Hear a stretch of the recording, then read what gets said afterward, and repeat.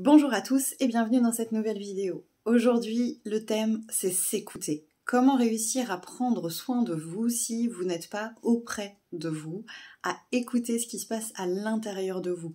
Évidemment, c'est un thème que j'aborde extrêmement régulièrement en consultation, que ce soit au cours d'un soin énergétique, d'une guidance, etc. Puisque c'est quelque chose de sociétal au final. On nous apprend surtout à répondre aux demandes extérieures et non pas à nos attentes, à nos besoins intérieurs. Je vais passer par quelques exemples qui ne sont absolument pas là pour accuser qui que ce soit, puisque moi-même, je les ai commises, ces petites erreurs-là. Et fais un sourire, dit-on à un bébé, un tout petit bébé de moins d'1 an, fais un sourire. Mais est-ce qu'il a envie de sourire? On se pose pas la question. C'est l'heure de faire dodo pour les enfants en bas âge. Est-ce que c'est son cycle? Est-ce que c'est vraiment le bon moment? Est-ce qu'il a quelque chose à faire avant? Non, c'est l'heure d'aller au dodo. On a des injonctions comme ça permanentes de l'extérieur dès notre plus tendre enfance. Ensuite, il faut être performant à l'école et dans toutes les matières et peu importe le jour, l'heure de la journée, il faut être bon à tous les moments, etc., etc. Et ça se poursuit évidemment dans notre vie d'adulte. L'idée donc de cette vidéo, c'est de commencer à essayer de se rapprocher de soi en s'apportant une certaine écoute. Et pour ça, j'ai une phrase magique. Comment je vais? Tout simplement. Qui prend le temps de se demander comment il va? Pas grand monde. Et c'est la base pour moi d'une vraie écoute de soi, de commencer tout simplement, quotidiennement, pourquoi pas plusieurs fois par jour, et vraiment si c'est compliqué, au moins une fois de temps en temps, de se demander dans quel état je suis, comment je vais. Et on va décliner ça sur 4 points. Physique, mental, émotionnel et énergétique, en option, en supplément, comme vous voulez, vous mettez le mot qui vous convient. C'est la base. Comment je vais physiquement? Comment va mon corps? Est-ce qu'il est plein d'énergie? Est-ce qu'au contraire il est fatigué? Est-ce que j'ai des douleurs? Est-ce que j'ai des soucis d'ordre médical dont je dois prendre compte? C'est la base. C'est votre taux de vitalité. Est-ce que mon corps est capable d'affronter la journée qui m'attend? Et si c'est pas le cas, comment je peux essayer de l'adapter au mieux pour respecter aussi bien les attentes extérieures, parce qu'évidemment on en a tous. On a tous le boulot, les enfants, le conjoint, les contraintes, les courses, bref, je te fais pas le film, tu le connais par cœur. On a tous des contraintes extérieures, par contre parfois on peut adapter. Et c'est ça vraiment l'idée. Aujourd'hui, je me sens vraiment fatiguée, je sais pas, j'ai pas bien dormi par exemple, ou j'ai un souci médical et en ce moment c'est très présent pour moi. Est-ce que vraiment tout ce que j'ai prévu de faire aujourd'hui, il n'y a pas des choses que je peux déléguer, reporter à une date ultérieure, etc., etc. Ou au contraire, je suis en pleine forme et je m'étais prévu une petite journée tranquille, chill et Netflix par exemple, est-ce que du coup, je profiterais pas de cette énergie pour faire quelque chose que j'avais pas forcément prévu de faire, mais ce serait dommage de gaspiller cette énergie. C'est évidemment dans les deux sens, et c'est un premier pas vraiment vers soi.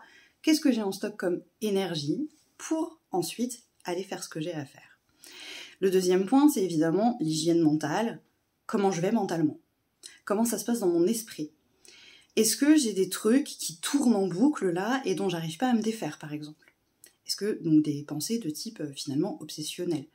Pourquoi elle est là? Qu'est-ce que ça vient me rappeler? Est-ce que j'ai oublié quelque chose? Est-ce que je dois absolument ne pas oublier quelque chose et à ce moment-là, au lieu de le garder en tête, est-ce que je peux pas me mettre une alarme? Des petites solutions peuvent être trouvées pour ne pas conserver les idées parasites et pour aller trouver une organisation. J'ai plein de trucs à faire, je sais pas par où commencer, mon cerveau est débordé, ok, fais une liste. J'ai plein de trucs à faire, j'ai plein de projets sur le feu, ok, qu'est-ce qui est prioritaire, qu'est-ce que tu dois faire en premier? Imaginons que tu aies un projet professionnel qui soit super important, il y a sans doute un ordre pour faire les choses, et de créer un planning pour ce truc-là avec ton agenda ou tout autre outil qui te conviendrait va certainement t'alléger ton mental pour pouvoir être un peu plus en paix avec lui. Donc encore une fois, en fonction de l'état des lieux, on va s'adapter. Pareil pour le troisième point, émotionnellement, comment je vais? Là, c'est encore plus difficile parce que aujourd'hui, les émotions, on a plutôt tendance à les cacher, à pas les reconnaître. Et quand on a même encore la possibilité de les reconnaître, de les identifier, on peut encore avoir la difficulté supplémentaire qui est de la libérer, de l'exprimer. Là c'est pareil, depuis tout petit, oh tu vas pas bouder, oh tu vas pas pleurer, ah bah non tu vas pas crier, ah bah non t'as pas le droit d'être en colère. Bref, en fonction de l'éducation qu'on a reçue, peut y avoir, et il y a partout de toute façon des petites brimades, sur comment exprimer nos émotions. J'ai déjà fait une petite vidéo sur l'importance des émotions où j'explique que pour moi, il n'y a pas d'informations négatives et positives, il y en a des confortables et moins confortables. Par contre, elles sont toutes là pour une bonne raison et je te mettrai le lien dans la vidéo si tu veux poursuivre sur ce point-là. Dans tous les cas, l'idée c'est d'aller regarder pourquoi l'émotion est présente. Évidemment, il y a des émotions qui peuvent être plus longues que d'autres à libérer et à passer. Je pense notamment à des grosses tristesses lors d'un deuil ou d'une étape de vie particulière. Il y a aussi des émotions plus simples à gérer, comme la colère. Ok, pourquoi je suis en colère? Qu'est-ce que c'est venu réveiller chez moi?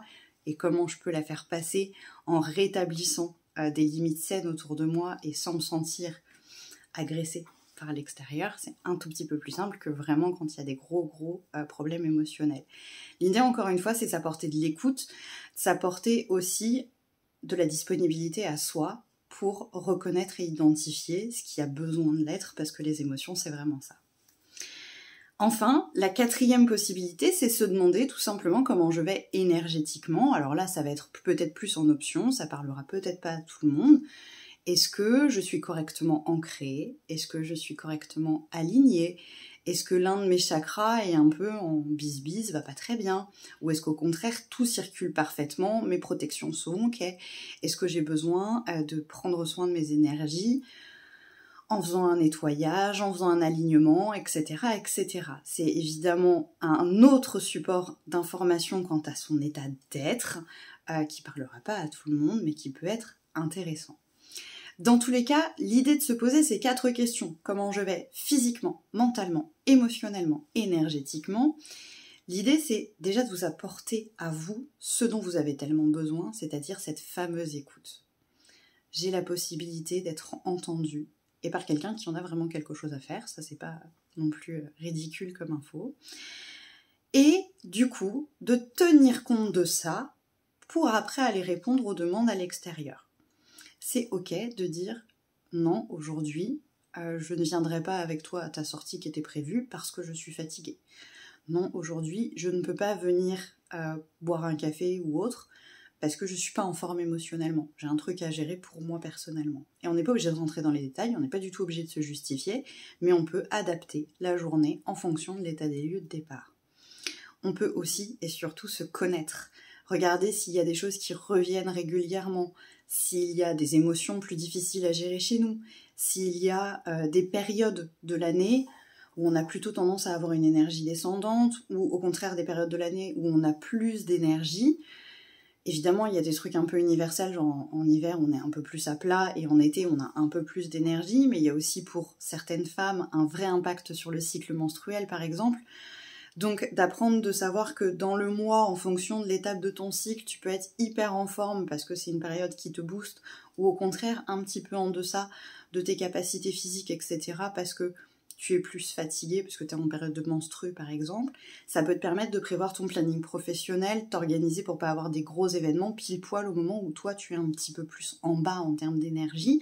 Donc vraiment de suivre en fait ton rythme à toi, qui te correspond à toi, de savoir qu'est-ce qui te convient, qu'est-ce qui te convient pas, et de pouvoir vraiment adapter au quotidien tout ce que tu as à faire pour faire en sorte d'être le plus juste et de te traiter toi avec le plus de respect possible, et ça n'a pas de prix. Et enfin, la dernière étape, c'est que quand on prend le temps de vraiment s'écouter, de se rendre disponible à soi-même, d'essayer de s'accompagner soi-même par la main en se disant « Ok, on est un peu fatigué, on va y aller mollo », ok, aujourd'hui c'est un peu dur, ok, on va ralentir, ou au contraire, on est en pleine forme, on y va, on se lance. S'il y a trop de trucs qui ne passent pas, on sait aussi quand aller solliciter un coup de pouce à l'extérieur. Là, ce truc physique, ça fait quand même quelques temps que c'est installé. J'ai essayé de faire attention, de prendre un peu plus soin de moi, de me masser par exemple une épaule douloureuse. Ça passe toujours pas, il est peut-être temps d'aller consulter un médecin. Et de le faire du coup en temps et en heure sans attendre que ça devienne catastrophique. Même chose pour l'état émotionnel. Je me rends compte que c'est régulier, que j'ai eu un peu de mélancolie, etc. Est-ce que ça vaudrait pas le coup d'aller me faire aider? Alors, peu importe le type de thérapeute, que ce soit quelque chose de très officiel comme un psy ou un médecin traitant, ou pourquoi pas auprès d'un thérapeute avec des thérapies un peu plus alternatives. Bref, l'idée c'est de se connaître suffisamment pour se respecter et aussi savoir dire là. J'ai besoin d'un coup de pouce. J'espère que cette vidéo t'aidera. N'hésite surtout pas à me contacter si tu as besoin d'aller plus loin. Et tant que j'y pense, n'hésite surtout pas aussi à regarder comment c'est plus confortable pour toi de réaliser ça. Tu peux le faire dans ta tête, dans l'espace mental, comment va mon corps, comment va mon esprit, etc. Tu peux avoir besoin de le faire à l'écrit, dans un carnet, dans un agenda, comment je vais physiquement. Tu peux avoir besoin aussi d'utiliser des outils au début, parce que c'est pas évident. Pourquoi pas revoir le vocabulaire des émotions, utiliser les cartes météo des émotions comme pour les enfants, ou encore utiliser un jeu d'oracle pour t'aider à comprendre ce que ton corps est en train d'essayer de te dire, mais que tu as encore du mal à traduire. C'est complètement ok, évidemment. Si tu as des questions en plus, bienvenue en commentaire. Si c'est un peu privé, n'hésite pas à me contacter de façon plus privée. Tu as toutes les coordonnées dans le Linktree en bio de la description aussi. Et évidemment, si cette vidéo t'a plu, le petit like, ça fait toujours plaisir. Et tu as le droit de t'abonner pour découvrir d'autres vidéos. Il y en a une tous les mercredis. Merci d'avoir regardé cette vidéo et une belle journée à tous.